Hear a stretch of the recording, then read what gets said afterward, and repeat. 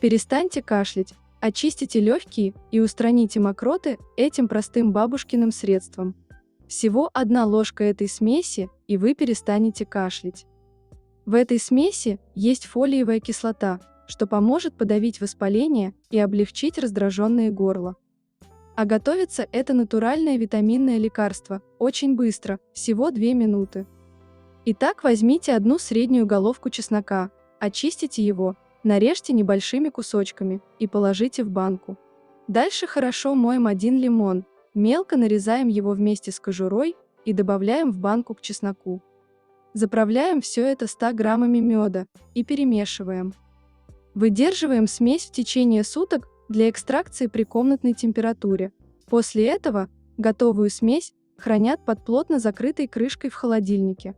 Исцеляющий эликсир принимают по 2 чайные ложки на стакан теплой воды утром и вечером после еды.